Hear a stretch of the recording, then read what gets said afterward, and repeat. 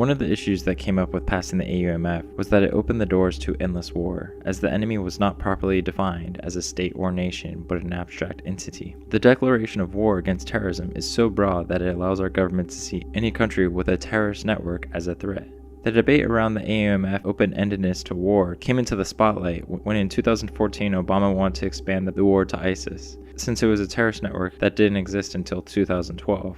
As the American Progress wrote in 2014, the Obama administration claims that both the 2001 AUMF in response to 9/11 and the 2003 Iraq War AUMF provide the necessary congressional authorization for its military campaign against ISIS.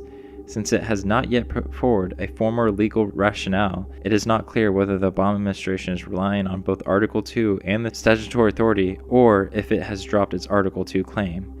The interpretations that the 2001 and the 2002 AUMFs cover current conflict with ISIS has caused considerable controversy among legal scholars and elected officials, and raised concerns that it has, at the minimum, stretched those AUMFs beyond their legal original intended use. This conversation highlighted the broad language in the bill as well as the expansion in the bill as unilateral powers given to the president. Yet when Obama decided to allow Congress to vote on a resolution that would let Congress to declare war on ISIS and give him the go-ahead to bomb Syria, Congress was hesitant to stand up and instead voted down the resolution. With Congress refusing to vote on declaring war, it cleared them of the responsibility of the conflict would become another Iraq. For Congress, this makes the very nature of war become a political act, as they refuse to declare war to protect their seat in Congress rather than allowing an actual debate on the merits of whether to go to war or not. As a piece in Atlantic wrote on the issue back in 2015, voting on specific war resolution or resolutions would make that evasion harder because it would force Republicans to define the parameters of war that they want to fight. And just as importantly, it would force Hillary Clinton to do the same, as well as the Democrats. At the same time, this action allowed President Obama to save face, as he had already been providing military support and action without the go-ahead of Congress. As Andrew Basic wrote for Tom Dispatch, when we want the president to go through the proper channels, he's criticized. The broader American public, awakening from its summertime snooze, was demonstrating remarkable little enthusiasm for yet another armed intervention in the Middle East. Making matters worse, still, U.S. military leaders and members of Congress, Republican and Democrat alike, were expressing serious reservations or actual opposition. But this is the problem we face. When no one in elected office wants to make the hard decisions that they were voted in office to do, they let these conflicts continue on with whoever is in control of the White House, leaving themselves free from condemnation for when the public grows tired of the conflict.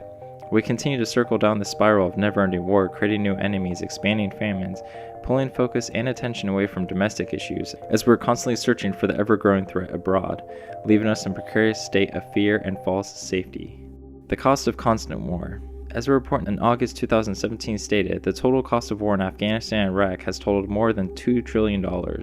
Although there are some that can suggest that we created 18 million jobs with these wars, if we invested the same amount of money on education, we would have seen a creation of 36 million jobs, more than double those actually created. We also would have had less death. Total expenditure from all various armed conflicts, including Syria and Pakistan, nearly doubles, with the totaling number being 4.6 trillion being spent. A Harvard report, which included medical expenses for war on terror between the years 2001 to 2016, is roughly around $6 trillion. The cost in U.S. life since June 2017 is 3,930 dead and over 52,000 wounded. Close to 11,000 troops have been diagnosed with PTSD, while we're continuing to see a rate of around 18 suicides a day. The civilian count for Iraq and Afghanistan becomes a lot more difficult to account for, since the U.S. government wasn't really keeping track of the deaths of civilians. It is estimated around 1.7 million Iraqis died because of military action during the presidency of George H.W. Bush and Clinton before 2003 invasion. A 2007 report estimated that around 1.2 million deaths have occurred since 2003. Some reports put the total of Muslims killed at more than 4 million. In any case, we've seen more than 1 million in civilian deaths since 2001. As recent as March of 2017, over 1,000 civilians had died in airstrikes ordered by the Trump administration as he continues to expand the war on terror. And with the airstrikes continuing in Syria and more troops on the ground being ordered to Afghanistan, we can expect to see a further rise in these numbers. These numbers don't include those who have died or are suffering from the humanitarian crisis happening in Yemen, where since February 2014, more than 10,000 people have been killed and more than 3 million displaced. As of July 2017, 17 million people are currently food insecure, where more than 6.8 million are in need of immediate aid. After the country divided into civil war, the violence increased once the Saudi coalition got involved, and the U.S. has been supplying military aid and weapons to that coalition. One of the main components for the continued war on terror is to destroy terrorist networks and weaken their ability to strike fear in the public. However, this is actually counter to the actual numbers that we've seen with the increase and expansion of terrorist acts. As a report in August 2017 stated that Middle East and North African countries have been impacted the most by terrorist attack. Out of the 34,676 people killed in terrorist attacks since 2016, Western Europe saw 238 deaths, while North Africa alone saw 19,121 deaths. Iraq suffered 11 severe attacks with 382 deaths in a single attack, while Pakistan was the country hit with the most, totaling over 1,000 deaths. This is one of the tragic ironies. Terrorist attacks are a daily occurrence in the countries that we were sent to protect. So how do we end the idea of never-ending war? In June, Representative Barbara Lee successfully passed an amendment through the House with an overwhelming bipartisan support that would repeal the AUMF. However, as the bill was about to go through Congress, Speaker Paul Ryan of Wisconsin claimed that the amendment was out of order. As the American Conservative claims, this maneuver, called as the Rules Committee print, is a recent leadership attack that renders votes in committees as mere kabuki theater, since only the Speaker decides what part of the committee bill gets passed to the floor. And this was a huge blow to bringing back the ability of Congress to debate the merits of getting involved in certain foreign conflicts. As the American Conservative wrote about removing the bill was obviously unacceptable, as it would have instigated a debate on war and peace on the House floor, and more ominously, a vote. But as the overwhelming popularity of the bill and amendment passing through the House shows us, that there are some in Congress who are seeing the importance of restarting a debate over the AUMF. Americans' lack of attention and interest in our wars abroad help contribute to the continuation of the AUMF and endless wars. As Andrew Bacevic writes, it's not simply that 6 months into the Trump administration that there's no strategy to guide U.S. actions in Afghanistan, and although that is bad enough, it's that so few Americans care. They don't know why U.S. forces are in Afghanistan, what they are doing there, how long they will remain, and whether or not they are accomplishing anything beneficial either to the United States or the people of Afghanistan.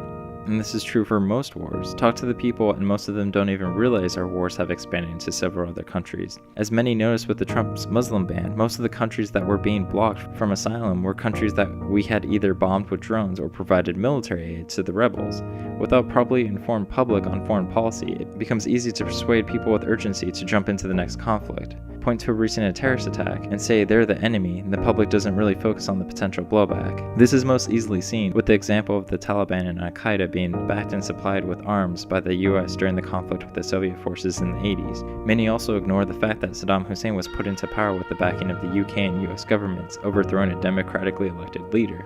One of the ways to force public to pay attention to foreign conflicts, as Andrew Bacevic mentions, is to implement a program of national service, thereby eliminating all volunteer military and restoring the tradition of citizen soldier. Doing so will help close the gap between the military and society and enrich the prevailing conception of the citizens. This is especially important when 1% of the US population serves or has some connection to military service. We can wave at the flags or salute our troops and wear all the yellow ribbons we want, but this doesn't really mean anything until we understand why we're fighting, who we're fighting, and how we will help those on the other side, creating a stable foundation for them to live without a constant war. As stated in report after report, people join forces such as ISIS or other terrorist rebels simply because of the lack of livelihood back home. Living in despair allows people to forego their moral code and instead find some sort of meaning in their life with fighting, killing, and feeling needed. Well, we'll never be able to wipe out the idea of terrorism because it's, by its very nature, an abstract idea that is not connected to any one ideology. We can see what conflicts we are involved in, and we can take responsibility for our actions abroad and help those who are seeking refuge from the conflicts we've instigated. And our government can start by having a proper debate on the reason to go into conflict and provide a proper timeline on when we'll get out. We can also get rid of the influence of military contractors, which helps lure us into constant conflict, since they could only grow their profits with more war. But at the end of the day, we need to talk about war. We need to discuss and understand what it is. As a country that hasn't seen actual war on its soil since the 1800s, our understanding of it, aside from those who serve, is muddled with falsehoods or naivety. We need to look at death on both sides. We need to understand that bringing democracy is not possible with only bringing bombs. We can't force democracy on countries that are divided in tribal factions. Our lack of historical understanding contributes to the chaos that follows. We have to be willing to have some difficult discussions and refuse to settle with the idea that dwelling on the past is just not useful. Without understanding the past, we will continue to make the same mistakes moving forward.